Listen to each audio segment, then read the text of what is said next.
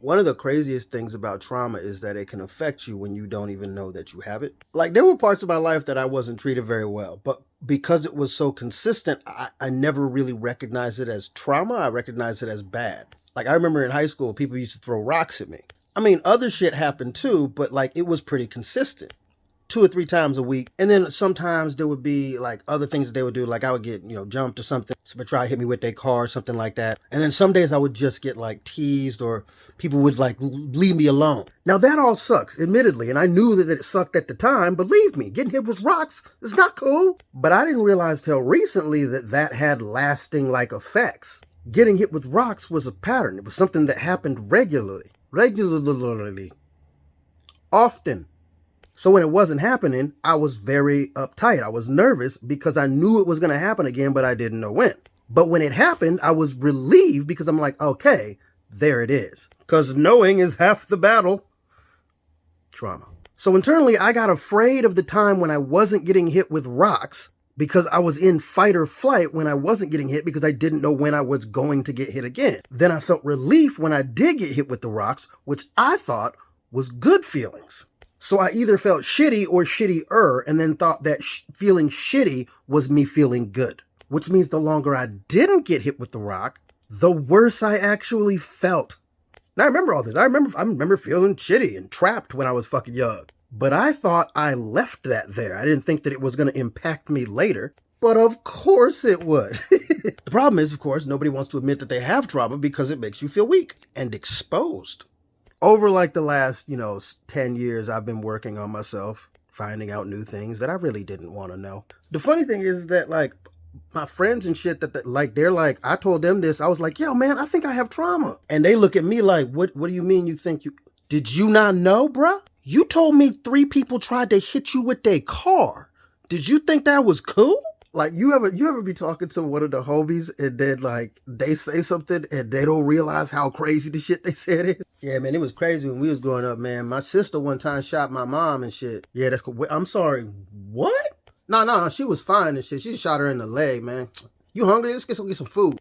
They don't know. They don't know what they said is bananas and probably affects them to this day. One of my best friends, his dad, who's kind of an asshole, taught him how to swim by throwing him in the ocean off a boat. Now he's in his mid-30s and he can swim fine, loves the water, but won't go on a boat. And now he told me that story like 10 years ago. And I was like, oh, that's why you don't go on boats. He realized like a year ago that he was like, hey man, I don't like going on boats because my dad threw me off a boat and like I almost drowned. I was like, yeah. Did you not know that? He was like, no, I did not motherfucking know that. That's fucked up. That's the crazy thing about trauma, man. You could actually have that shit and not even fucking know it. I'm hungry. I'm actually perfectly fine with the facts that snakes slither. Like, it's creepy. Don't get me wrong. It's creepy, but like I'm used to it. Like, if snakes moved in a straight line, I don't think I'd be able to handle that. Like, I think my soul and my consciousness would simultaneously explode out of fear. Like, if snakes just came at you straight like a 3D effect, I don't think my heart can take that, fam. The same thing with a bear. Like, if a bear bears are already terrifying, and the way they charge at you is fucking the most frightening thing in the world. But imagine if a bear saw you, didn't growl or nothing, just stood up on them hind legs and walked at you with shoulder swivel.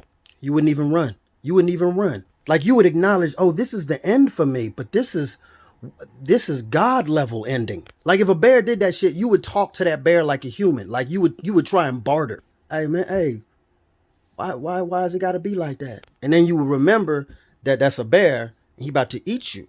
Or maybe not. He might just kill you to get you out the way and then just like shit on you and leave, which is disrespectful. At least eat me, motherfucker. Like, I feel like my first thing, if I saw a bear do that, I'd be like, damn, that's a big ass nigga, which would be crazy because then I just called the bear a nigga. You know what I mean? Like, that's crazy. That's why we get afraid by cats too. Like, cause cats will look at you and not blink. And that's not cool. You have to blink at people. Anytime you're not blinking, I'm afraid of you. Cause I feel like the death, the bad thing is going to happen when I blink. It's like a staring contest. What's going to happen? Better fucking blink. None of this means anything, by the way. I should buy another Squishmallow. I think that black people, sometimes we think that we have the market cornered on the parental ass whooping. Like, we be like, yo, my mom's made me pick a switch, dog. You know what I'm talking about? With the extension cord and shit. First of all, I seen a lot of white families who just as raggedy. So between those two, I don't really know who wins and who... Everybody loses. Everybody lost. But I don't know who lost the most. The Latinos, they got some horror stories. The chanclas be flying. I have actually seen my Cuban friend get hit with a frying pan. My man's was 10. Luckily, he got up and was like not dead because I was 9. What I'm supposed to do if he is? I'm just in the house now, dead body, no alibi. So that shit, they go hard. They go hard. They go too hard. It's too hard. But yo, talk to some of your Asian friends. I remember I was talking to one of the Chinese homies. We was in high school, and I was like, yeah, my mom used to whip my ass. You know, she'd use her hand, belt, wooden spoon, whatever. The homie was like, yeah, that shit happened to me. But my mom, yeah, they used a cane. What? Like for like old people, like a cane? Nah, like a cane. I don't know what do you mean, like a martial art cane? Yeah. What'd they do with it? Oh, they hit you. What? They hit you with it? Like, how old were you? Like 1. God damn. And you remember in like the 80s and the 90s when it was like, you know, Crips and Bloods, red and blue and shit? Everybody was like, why can't we just get along? It's just colors and shit. And now it's the same thing. It's just red against blue, but it's just like white people in shorts. Like on both sides. Like, why everybody always wearing shorts? Anyway, like it's the same shit. Like both people think they're right, but like really don't nobody know what the fuck they talking about. But then you got motherfuckers like me who don't bang, still getting shot. The word rooftop is crazy. Is it redundant? Or is it rooftop? I always thought that it was like extra disrespectful when parents would tell a kid to fix their face. You better fix your face, okay? That's what you better do. Like the disrespect is over 9,000.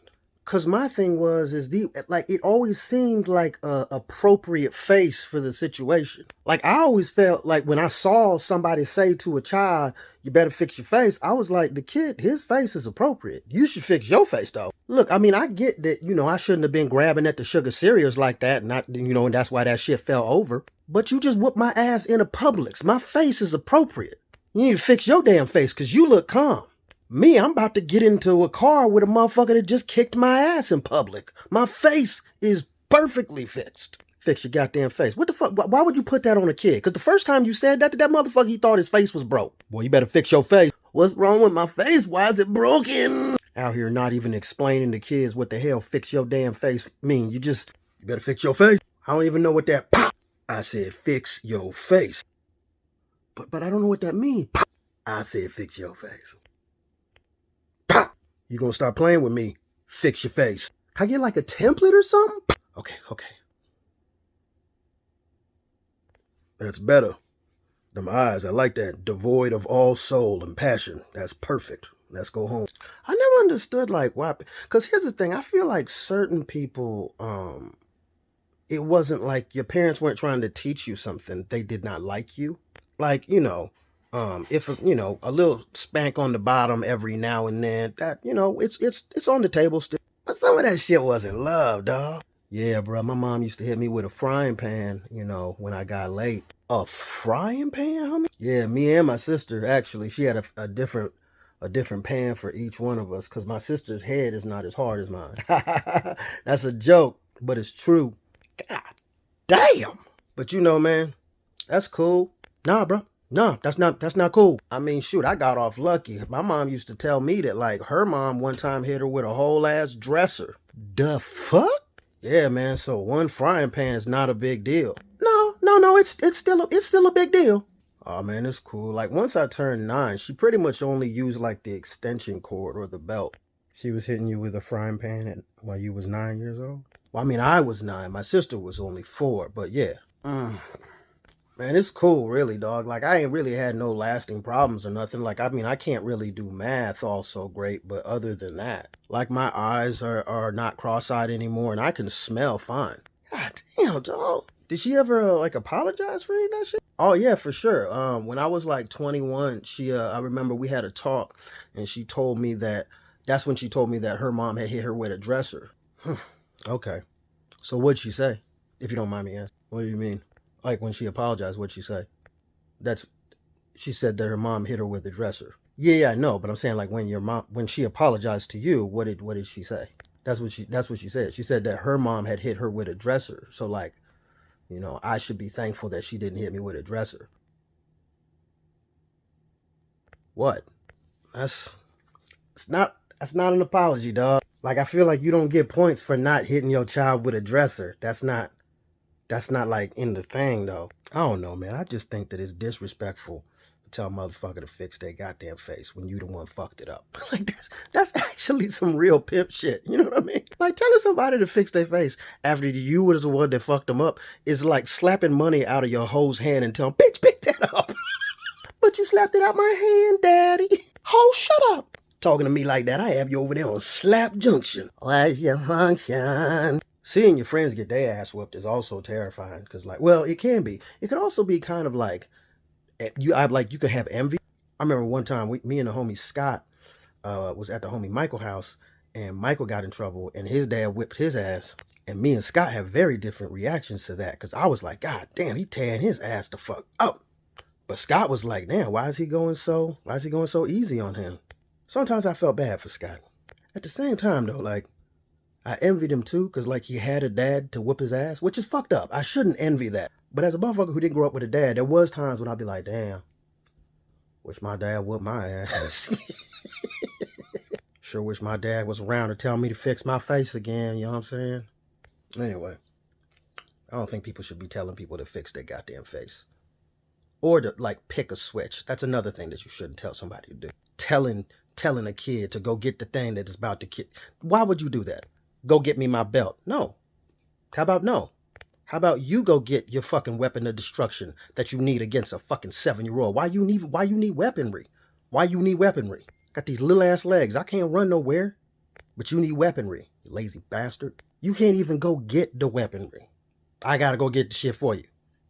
Motherfucker. No kid should ever go get they switch or they belt for their parents. No, ever. We're not doing, don't ever do that again, kids. Hold your ground. And if that makes it worse, so that just means that they a worse ass person. Can't even say nothing like that. It's like, hey man, go get me your cat. You know that cat that you love? Go get that for me. I'm gonna choke the shit out of it and murder it. Hey, go in the kitchen, get me that poison so I can come over here and poison your ass. Hey, go get me that mouse trap and then put your fingers right here.